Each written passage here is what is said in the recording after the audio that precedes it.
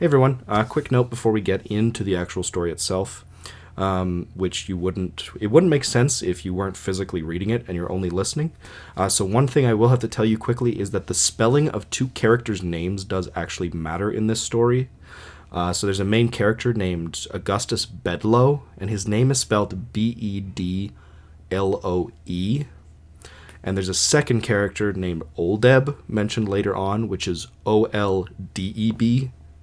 That is relevant to the story.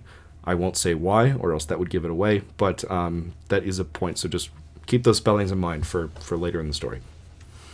This is A Tale of the Ragged Mountains by Edgar Allan Poe. During the fall of the year 1827, while residing near Charlottesville, Virginia, I casually made the acquaintance of Mr. Augustus Bedloe. This young gentleman was remarkable in every respect, and excited in me a profound interest and curiosity. I found it impossible to comprehend him either in his moral or his physical relations. Of his family I could obtain no satisfactory account.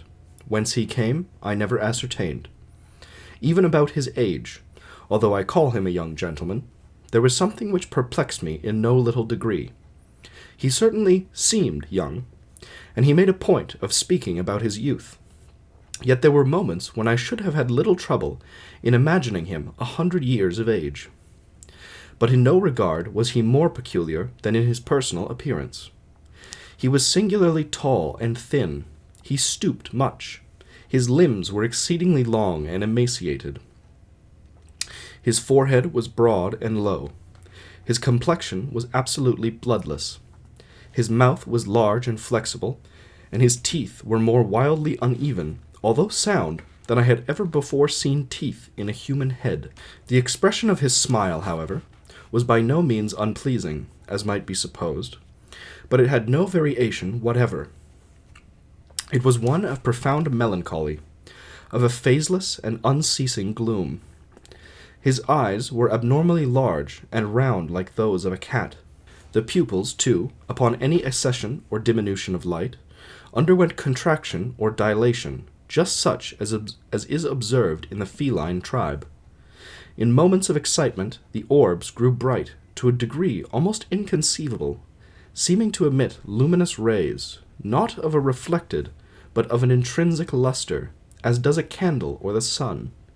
Yet their ordinary condition was so totally vapid, filmy, and dull, as to convey the idea of the eyes of a long-interred corpse. These peculiarities of person appeared to cause him much annoyance, and he was continually alluding to them in a sort of half-explanatory, half-apologetic strain, which, when I first heard it, impressed me very painfully. I soon, however, grew accustomed to it, and my uneasiness wore off. It seemed to be his design rather to insinuate than directly to assert that, physically, he had not always been what he was, that a long series of neuralgic attacks had reduced him from a condition of more than usual personal beauty to that which I saw. For many years past he had been attended by a physician named Templeton, an old gentleman, perhaps 70 years of age, whom he had first encountered at Saratoga, and from whose attention, while there, he either received, or fancied that he received, great benefit.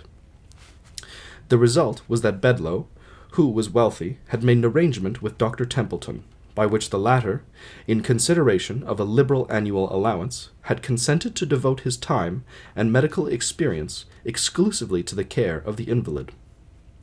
Dr. Templeton had been a traveler in his younger days, and, at Paris, had become a convert, in great measure, to the doctrine of Mesmer. It was altogether by means of magnetic remedies that he had succeeded in alleviating the acute pains of his patient, and this success had very naturally inspired the latter with a certain degree of confidence in the opinions from which the remedies had been educed. The doctor, however, like all enthusiasts, had struggled hard to make a thorough convert of his pupil, and finally so far gained his point as to induce the sufferer to submit to numerous experiments. By a frequent repetition of these, a result had arisen, which of late days has become so common as to attract little or no attention, but which, at the period of which I write, had very rarely been known in America. I mean to say that between Dr. Templeton and Bedloe there had grown up, little by little, a very distinct and strongly marked rapport or magnetic relation. I am not prepared to assert, however, that this rapport extended beyond the limits of the simple sleep-producing power, but this power itself had attained great intensity. At the first attempt to induce the magnetic somnolency, the mesmerist entirely failed. In the 5th or 6th, he succeeded very partially, and after long continued effort. Only at the 12th was the triumph complete. After this, the will of the patient succumbed rapidly to that of the physician, so that, when I first became acquainted with the two, sleep was brought on almost instantaneously by the mere volition of the operator, even when the invalid was unaware of his presence. It is only now, in the year 1845, when similar miracles are witnessed daily by thousands, that I dare venture to record this apparent impossibility as a matter of serious fact. The temperature of Bedloe was, in the highest degree, sensitive, excitable, and enthusiastic. His imagination was singularly vigorous and creative, and no doubt it derived additional force from the habitual use of morphine, which he swallowed in great quantity, and without which he would have found it impossible to exist.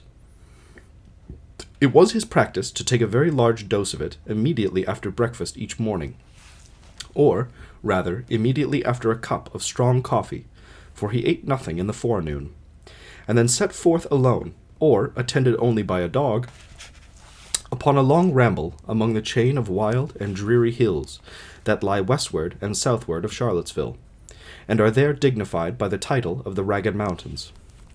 Upon a dim, warm, and misty day, toward the close of November, and during the strange interregnum of the seasons which in America is termed the Indian summer, Mr. Bedloe departed as usual for the hills. The day passed, and he still did not return. About 8 o'clock that night, having become seriously alarmed at his protracted absence, we were about setting out in search of him, when he unexpectedly made his appearance, in health no worse than usual, and in rather more than ordinary spirits. The account which he gave of his expedition, and of the events which had detained him, was a singular one indeed. "You will remember," said he, "that it was about 9 in the morning when I left Charlottesville. I bent my steps immediately to the mountains, and, at about 10, entered a gorge which was entirely new to me. I followed the windings of this pass with much interest. The scenery which presented itself on all sides, although scarcely entitled to be called grand, had about it an indescribable and to me a delicious aspect of dreary desolation. The solitude seemed absolutely virgin. I could not help believing that the green sods and the grey rocks upon which I trod had been trodden never before by the foot of a human being. So entirely secluded, and in fact inaccessible except through a series of accidents, is the entrance of the ravine, that it is by no means impossible that I was indeed the first adventurer, the very first and sole adventurer who had ever penetrated its recesses. The thick and peculiar mist, or smoke, which distinguishes the Indian summer, and which now hung heavily over all objects, served, no doubt, to deepen the vague impressions which these objects created. So dense was this pleasant fog that I could at no time see more than a dozen yards of the path before me. This path was excessively sinuous, and as the sun could not be seen, I soon lost all idea of the direction in which I journeyed.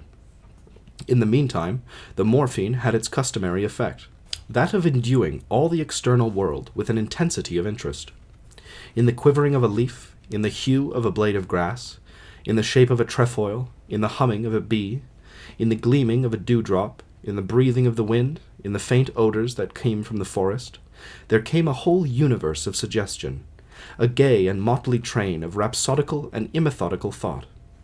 Busied in this, I walked on for several hours, during which the mist deepened around me to so great an extent that at length I was reduced to an absolute groping of the way. And now an indescribable uneasiness possessed me, a species of nervous hesitation and tremor.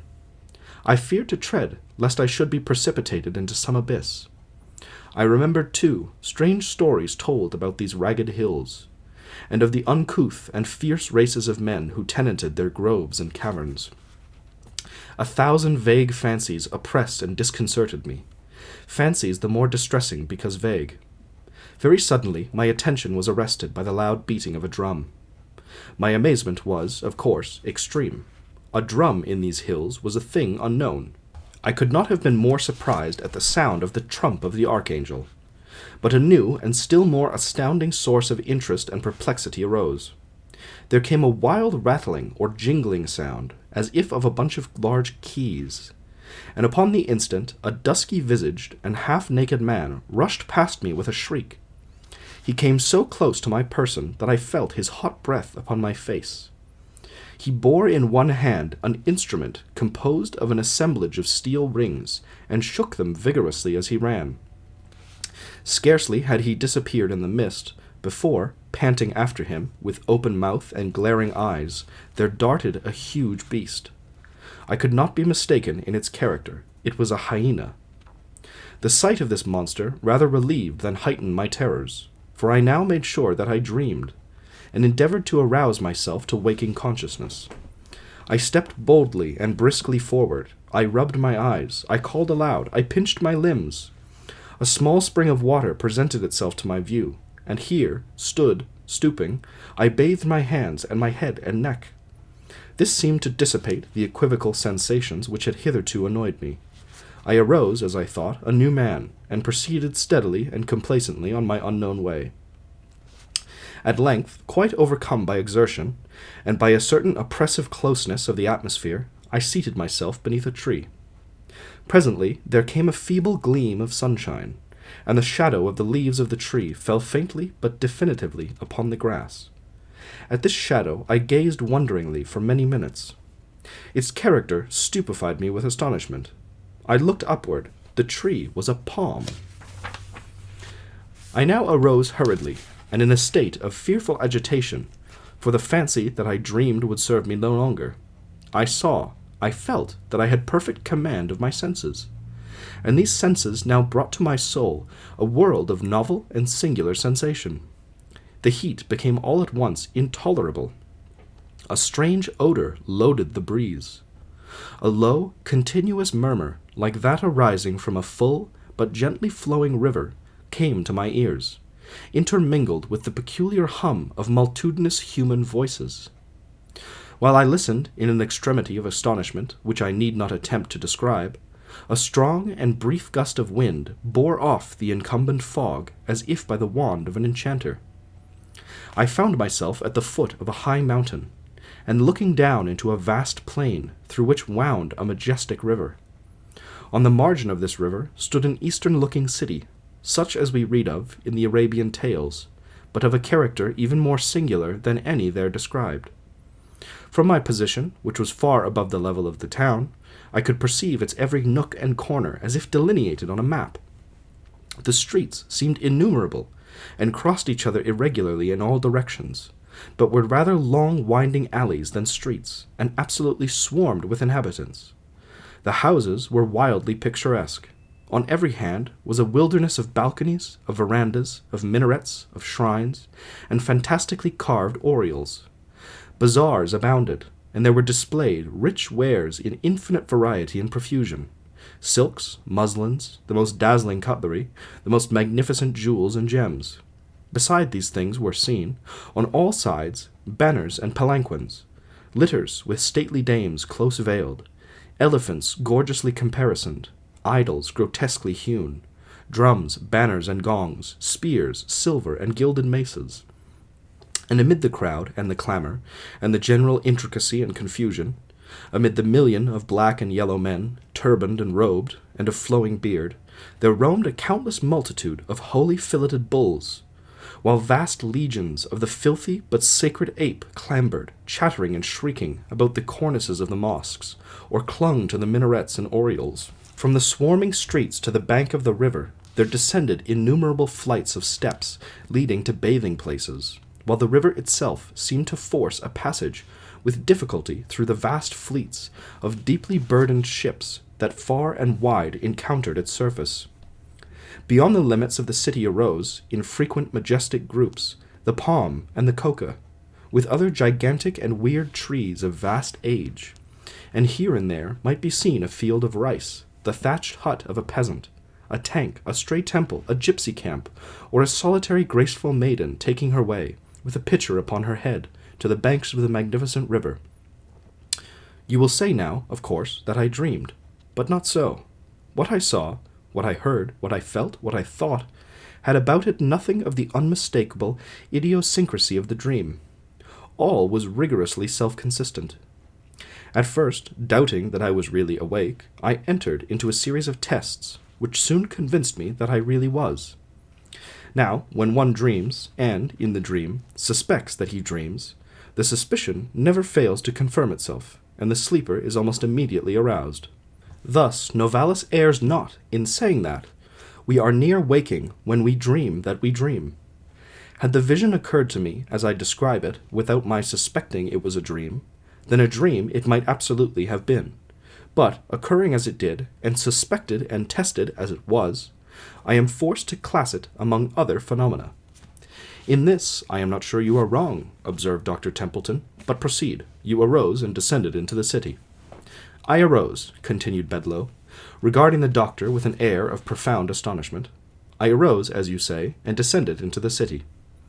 On my way, I fell in with an immense populace, crowding through every avenue, all in the same direction, and exhibiting in every action the wildest excitement. Very suddenly, and by some inconceivable impulse, I became intensely imbued with personal interest in what was going on. I seemed to feel that I had an important part to play, without exactly understanding what it was. Against the crowd which environed me, however, I experienced a deep sentiment of animosity. I shrank from amid them, and swiftly, by a circuitous path, reached and entered the city. Here all was the wildest tumult and contention. A small party of men, clad in garments half Indian, half European, and officered by gentlemen in a uniform partly British, were engaged at great odds with the swarming rabble of the alleys. I joined the weaker party, arming myself with the weapons of a fallen officer, and fighting I knew not whom with the nervous ferocity of despair. We were soon overpowered by numbers, and driven to seek refuge in a species of kiosk. Here we barricaded ourselves, and for the present were secure. From a loophole near the summit of the kiosk, I perceived a vast crowd, in furious agitation, surrounding and assaulting a gay palace that overhung the river. Presently, from an upper window of this palace, there descended an effeminate-looking person, by means of a string made of the turbans of his attendants. A boat was at hand, in which he escaped to the opposite bank of the river. And now a new object took possession of my soul. I spoke a few hurried but energetic words to my companions, and, having succeeded in gaining over a few of them to my purpose, made a frantic sally from the kiosk. We rushed amid the crowd that surrounded it. They retreated at first before us. They rallied, fought madly, and retreated again.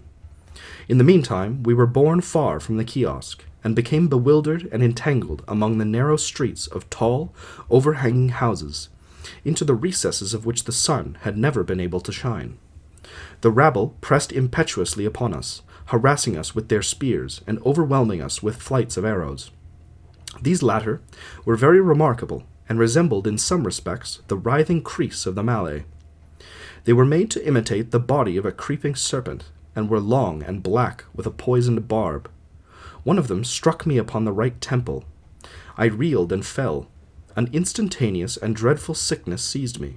I struggled, I gasped, I died. You will hardly persist now, said I, smiling, that the whole of your adventure was not a dream. You are not prepared to maintain that you are dead. When I said these words, I of course expected some lively sally from Bedloe in reply. But, to my astonishment, he hesitated, trembled, became fearfully pallid, and remained silent. I looked toward Templeton. He sat erect and rigid in his chair. His teeth chattered, and his eyes were starting from their sockets. Proceed, he at length said hoarsely to Bedloe. For many minutes, continued the latter, my sole sentiment, my sole feeling, was that of darkness and non-entity, with the consciousness of death. At length there seemed to pass a violent and sudden shock through my soul, as if of electricity. With it came the sense of elasticity and of light. This latter I felt, not saw. In an instant I seemed to rise from the ground. But I had no bodily, no visible, audible, or palpable presence. The crowd had departed. The tumult had ceased. The city was in comparative repose. Beneath me lay my corpse, with the arrow in my temple, the whole head greatly swollen and disfigured. But all these things I felt, not saw. I took interest in nothing. Even the corpse seemed a matter in which I had no concern. Volition I had none, but appeared to be impelled into motion, and flitted buoyantly out of the city, retracing the circuitous path by which I had entered it. When I had attained that point of the ravine in the mountains at which I had encountered the hyena, I again experienced a shock as of a galvanic battery. The sense of weight, of volition, of substance returned. I became my original self, and bent my steps eagerly homeward. But the past had not lost the vividness of the real, and not now, even for an instant, can I compel my understanding to regard it as a dream. Nor was it, said Templeton, with an air of deep solemnity. Yet it would be difficult to say how otherwise it should be termed. Let us suppose only that the soul of the man of today is upon the verge of some stupendous psychical discoveries. Let us content ourselves with this supposition. For the rest I have some explanation to make. Here is a watercolor drawing which I should have shown you before, but which an unaccountable sentiment of horror has hitherto prevented me from showing. We looked at the picture which he presented. I saw nothing in it of an extraordinary character, but its effect upon Bedloe was prodigious. He nearly fainted as he gazed, and yet it was but a miniature portrait, a miraculously accurate one, to be sure, of his own very remarkable features. At least this was my thought as I regarded it. You will perceive, said Templeton, the date of this picture. It is here, scarcely visible, in this corner. 1780. In this year was the portrait taken. It is the likeness of a dead friend, a Mr. Oldeb, to whom I became much attached at Calcutta during the administration of Warren Hastings. I was then only 20 years old.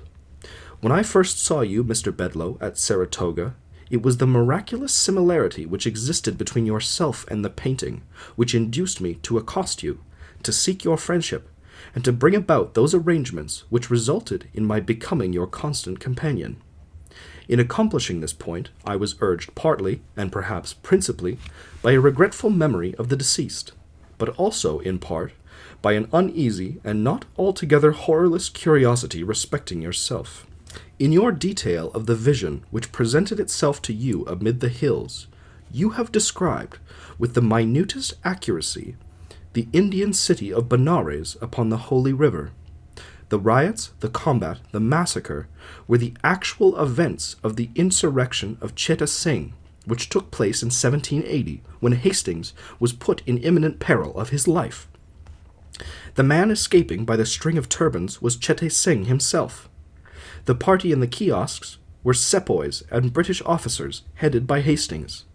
Of this party I was one, and did all I could to prevent the rash and fatal sally of the officer who fell in the crowded alleys by the poisoned arrow of a Bengali.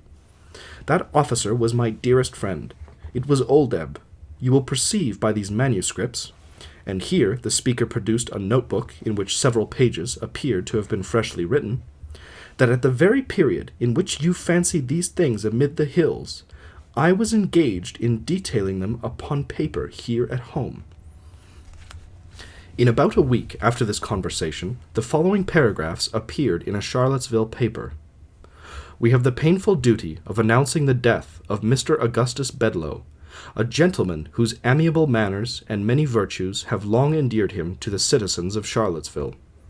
Mr. B, for some years past, has been subject to neuralgia, which has often threatened to terminate fatally, but this can be regarded only as the mediate cause of his decease. The proximate cause was one of especial singularity. In an excursion to the Ragged Mountains a few days since, a slight cold and fever were contracted, attended with great determination of blood to the head. To relieve this, Dr. Templeton resorted to topical bleeding. Leeches were applied to the temples. In a fearfully brief period, the patient died, when it appeared that, in the jar containing the leeches had been introduced by accident one of the venomous vermicular sangzus which are now and then found in the neighboring ponds. This creature fastened itself upon a small artery in the right temple. Its close resemblance to the medicinal leech caused the mistake to be overlooked until too late. N.B. The poisonous sangsu of Charlottesville may always be distinguished from the medical leech by its blackness, and especially by its writhing or vermicular motions, which very nearly resemble those of a snake. I was speaking with the editor of the paper in question, upon the topic of this remarkable accident, when it occurred to me to ask how it happened that the name of the deceased had been given as Bedloe. I presume, said I, you have the authority for this spelling, but I have always supposed the name to be written with an E at the end. Authority? No, he replied. It is a mere typographical error. The name is Bedloe with an E all the world over, and I never knew it to be spelled otherwise in my life. Then, I said mutteringly, as I turned upon my heel, then indeed has it come to pass that one truth is stranger than any fiction. For Bedloe, without the E, what is it but Oldeb conversed? And this man tells me it is a typographical error.